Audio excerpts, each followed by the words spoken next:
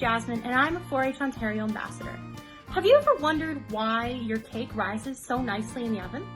Well, today we're going to do a 4-H Ontario STEM project to find out why. So let's get started. For this experiment today, we will need the following materials and ingredients. A small bowl, several sheets of aluminum foil, a pie plate. However, for these last two, we will be using these little pans that I found, some measuring spoons, index cards, cooking oil, flour, sugar, salt, baking powder, milk, vanilla, and an egg. Before we start mixing, let's preheat the oven to 350 degrees.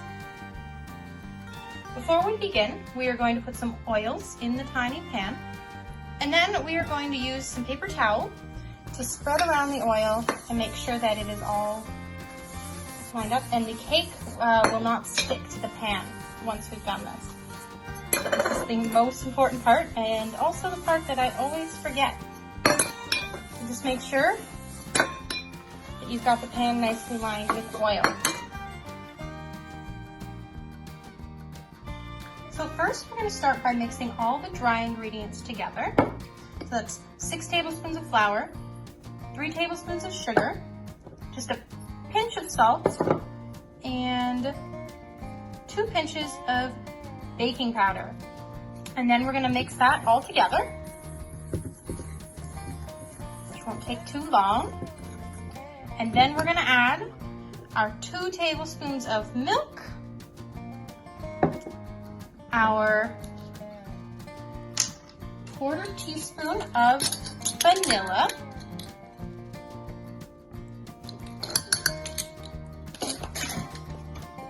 our 1/3 of an egg, just help that get out a little, and our 2 tablespoons of oil. And we're going to mix that all together.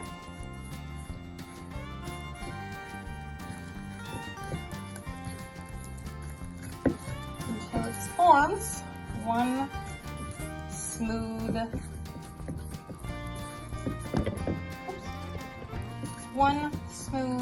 batter.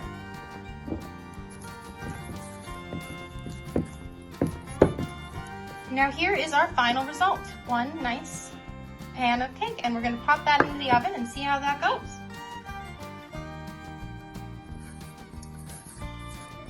And there we go. Now we're going to add it to our already oiled pan.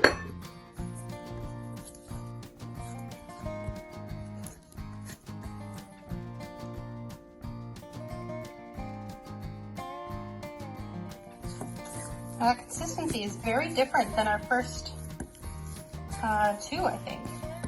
It's a lot oilier. And we're going to add that to our pan.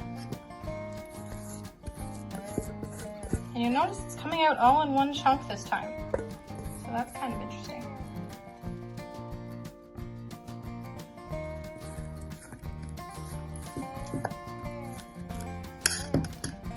And we'll add that to our pan again.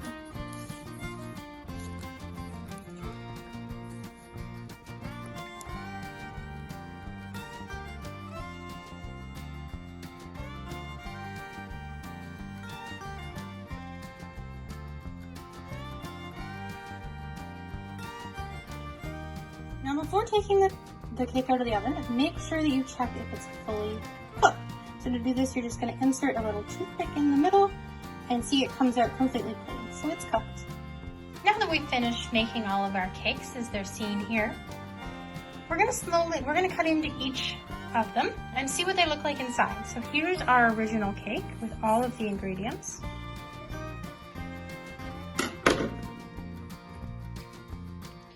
And there's how it looks inside. And now, this is our cake without any oil.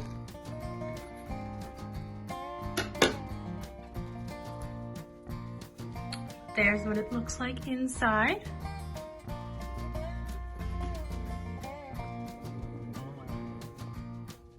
And now we move on to our cake with no egg. It's a lot easier to cut through.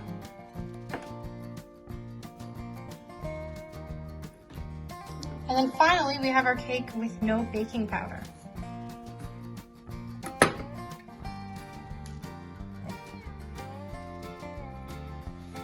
Did you know that heat helps baking powder produce tiny bubbles of gas, which make the cake light and fluffy? How about the eggs in the cake? Did you know heat causes protein from the egg to change and make the cake firm? And lastly, the purpose of using oil in the cake is to prevent the cake from drying out once it is being heated up during the baking process.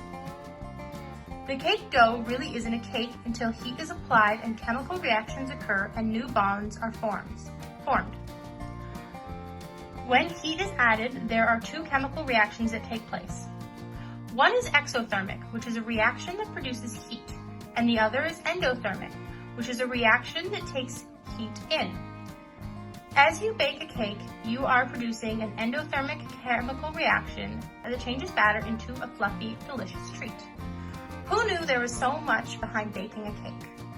If you'd like to learn more about baking or STEM and learn foundational skills such as leadership, communication, and more, be sure to visit the 4-H Ontario website at www.4-hontario.ca to see the amazing opportunities that await you. I hope your cake turned out as delicious as mine did, and you continue to learn to do by doing every day.